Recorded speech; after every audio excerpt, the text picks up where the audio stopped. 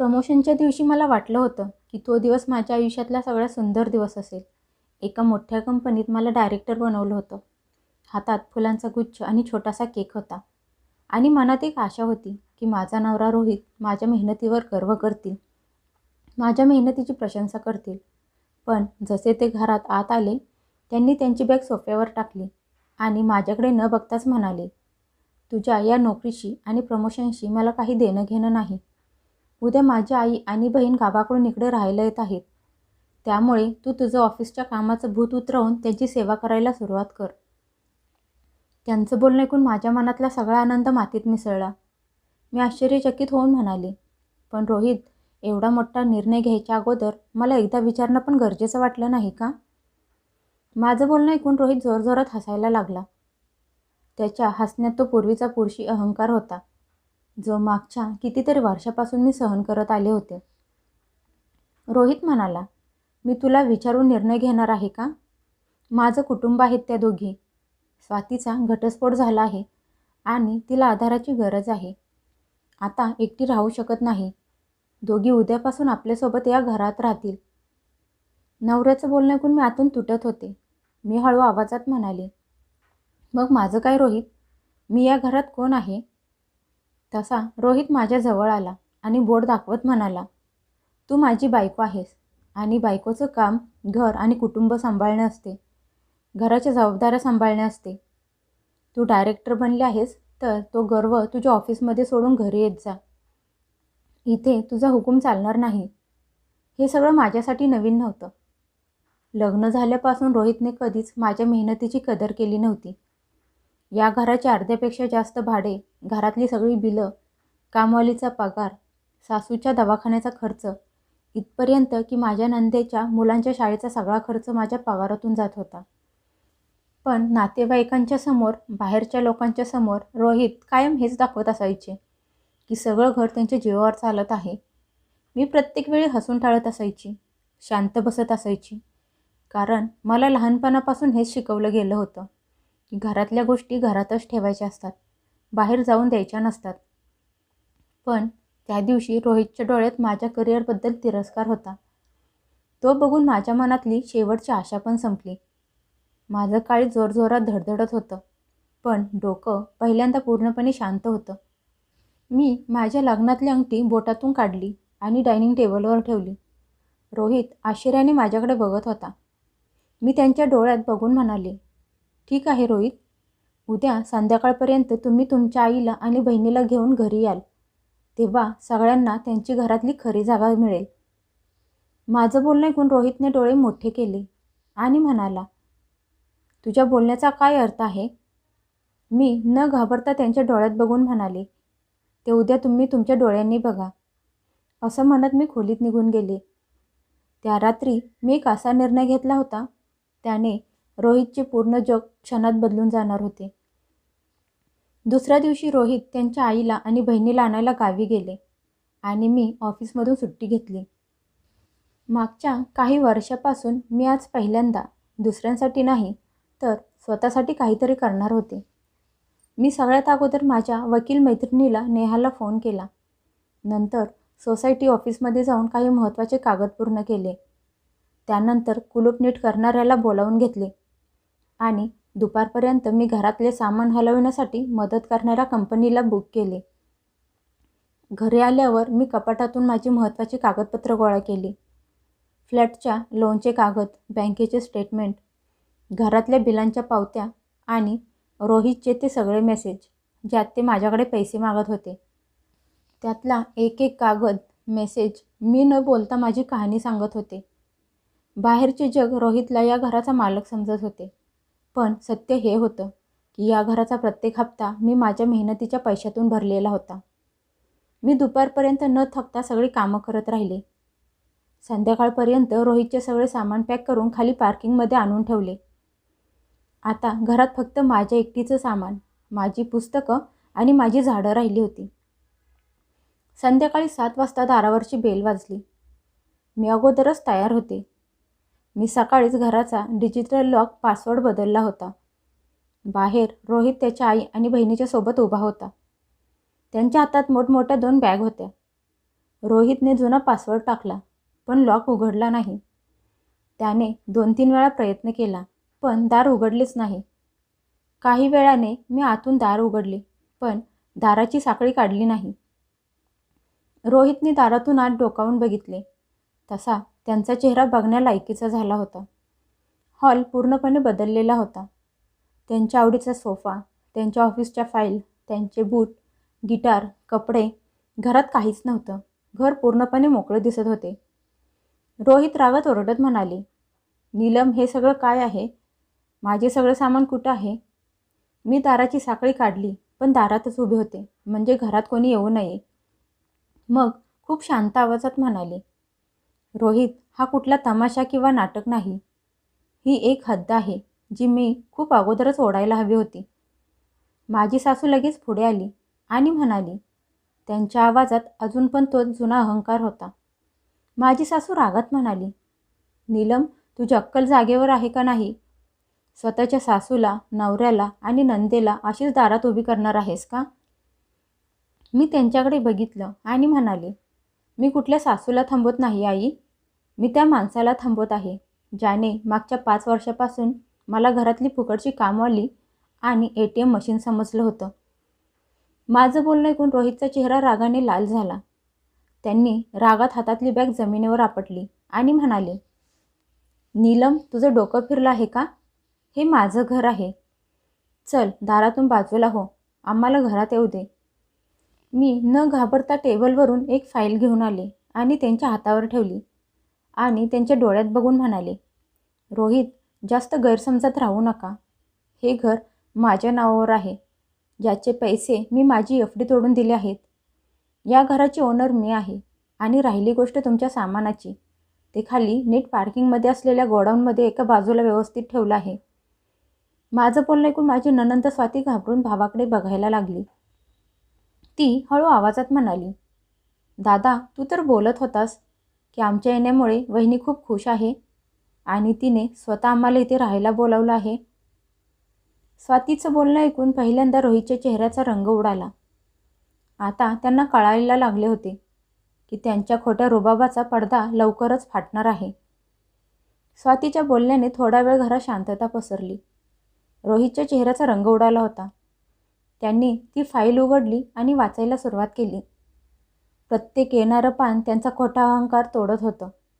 त्यातला प्रत्येक कागद हेच सांगत होता की घराच्या कर्जाचे हप्ते, घरातले सामान, बिल, त्यांच्या आईचा दवाखान्याचा खर्च आणि त्यांच्या बहिणीच्या मुलांच्या शाळेचा खर्च माझ्या पगारातून जात होता. ते वाचून त्याचे हात थरथर कापायला लागले. आज बहुतेक त्यांना पहिल्यांदा जाणीव झाली होती की ज्या बाईला ते कायम दाबत आले होते, तीच या घराचा मजबूत पाया होती. स्वातीच्या डोळ्यातून पाणी आलं. ती भावाकडे बघून म्हणाली, दादा, तू तर कायम हेच बोलत आला होतास की वहिनीला तिच्या नोकरीचा खूप गर्व आहे, पण तू हे कधीच सांगितलं नाहीस की या घराचा सगळा खर्च ती स्वतः उचलत आहे. बहिणीच्या प्रश्नाचे उत्तर रोहित जवळ नव्हते. दुसरीकडे त्याची सासू शांत उभी होती. त्यांच्या चेहऱ्यावरचा तो जुना अहंकार गायब झाला होता. रोहित माझ्याकडे बघून हळू आवाजात म्हणाले, नीलम, माझ्याकडून चूक झाली. आज त्यांच्या आवाजात तो अहंकार नव्हता जो कायम असायचा, पण माझ्या मनात आता त्यांच्याबद्दल अजिबात भावना उरल्या नव्हत्या.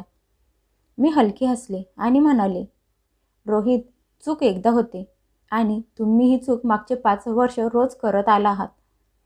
प्रत्येक वेळी तुम्ही माझ्या मेहनतीला छोटं समजलात. प्रत्येक वेळी तुम्ही मला फक्त जबाबदाऱ्या आणि ओझं उचलणारे समजलात. प्रत्येक वेळी तुम्ही माझ्या आत्मसन्मानाला जखमी केलंत, त्याला पायदळी तुडवलंत. त्याचवेळी लिफ्टचा दरवाजा उघडला आणि सोसायटीचे सेक्रेटरी 2 सिक्युरिटी गार्डला सोबत घेऊन आले. त्यांनी माझ्याकडे बघितलं आणि म्हणाले, मॅडम, सगळं ठीक आहे ना? रोहित हे सगळं बघून चिडले होते. ते रागात म्हणाले, नीलम, तू बाहेरच्या लोकांना आपल्यामध्ये का घेऊन आले आहेस?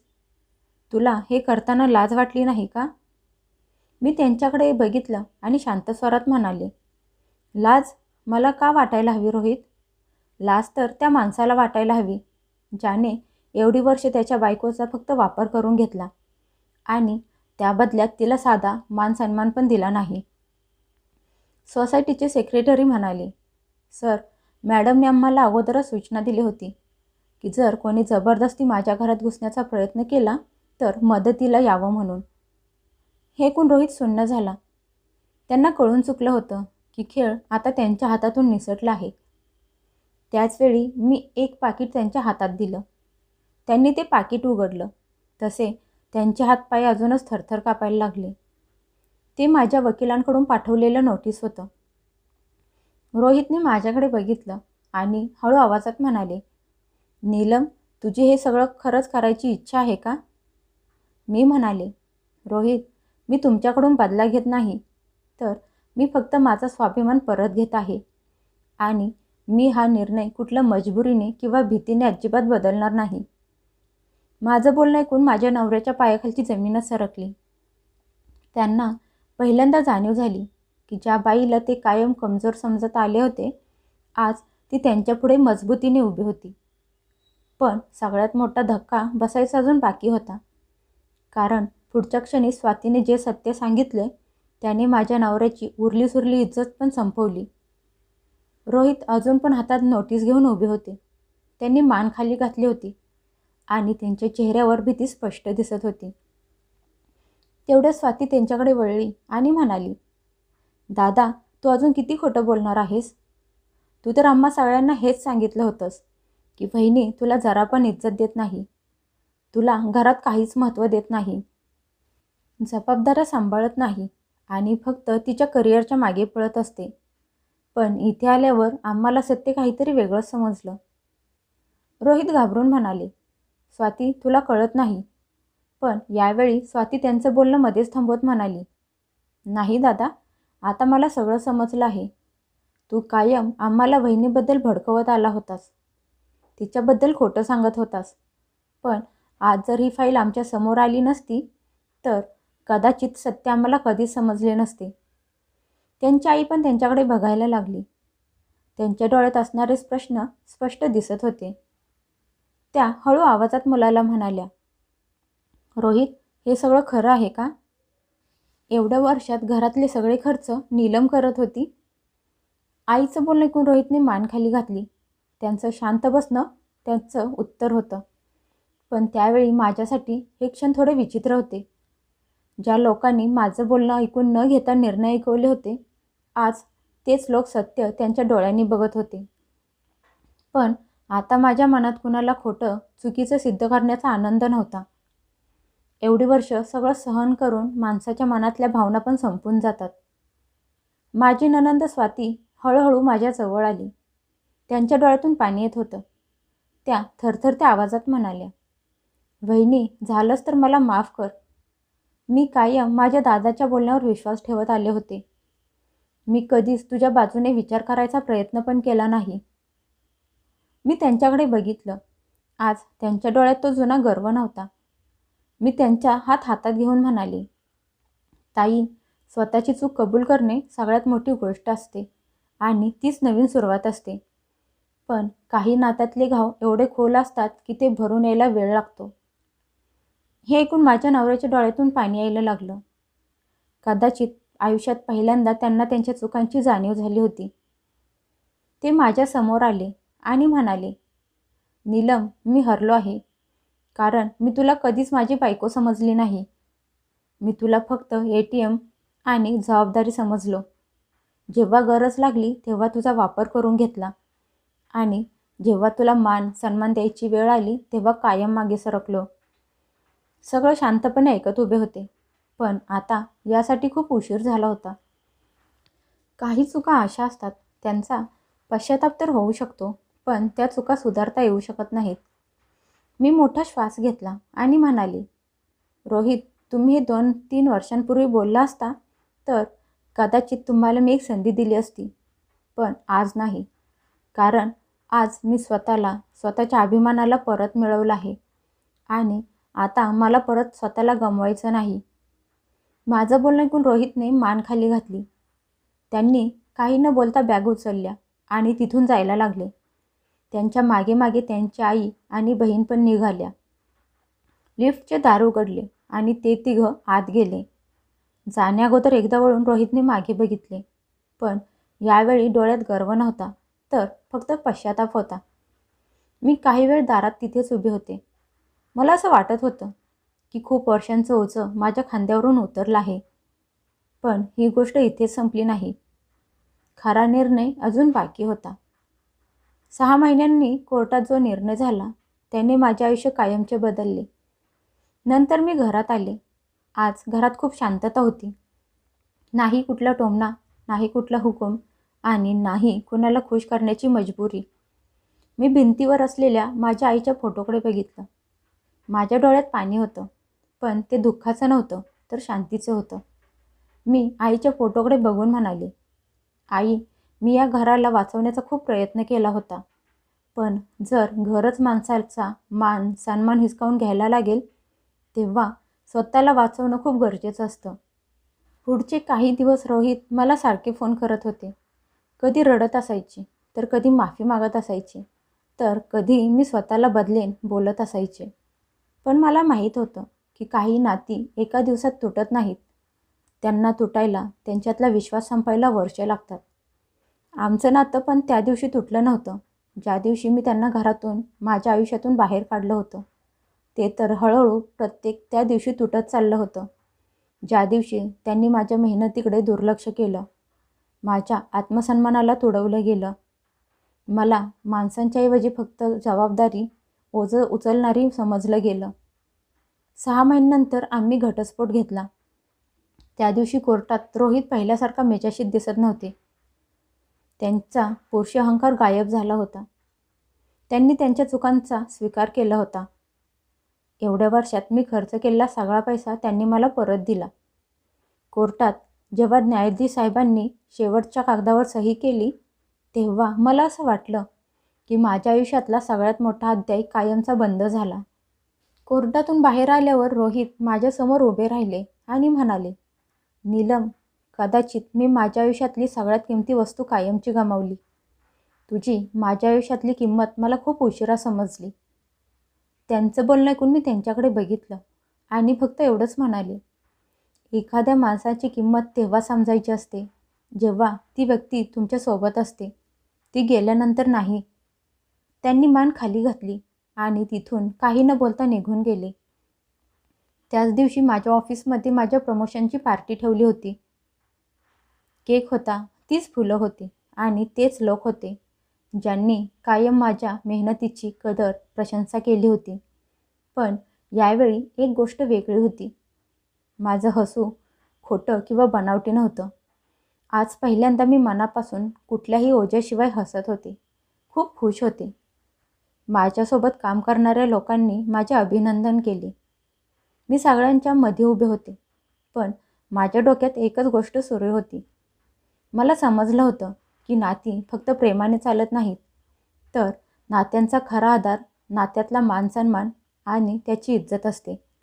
जिथे इज्जत, सन्मान संपतो, तिथे नात्यातलं प्रेम पण हळूहळू संपायला लागते. कधीही माणसाला समाजासाठी, घराच्या इज्जतीसाठी सहन करायला नाही पाहिजे, तर कधीकधी स्वतःसाठी उभं राहणे पण गरजेचं असते. त्या रात्री मी घरी आले.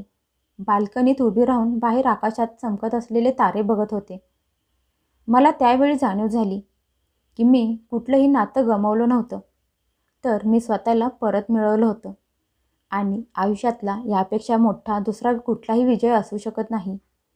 घर फक्त मातीविटांनी बनलेलं नसतं, तर सन्मान आणि आपलेपणाने, प्रेमाने बनलेलं असतं. जिथे प्रेम, आपलेपणा संपतो, तिथून निघून जाणे अंत नसतो, तर एका नवीन आणि चांगल्या आयुष्याची सुरुवात असते.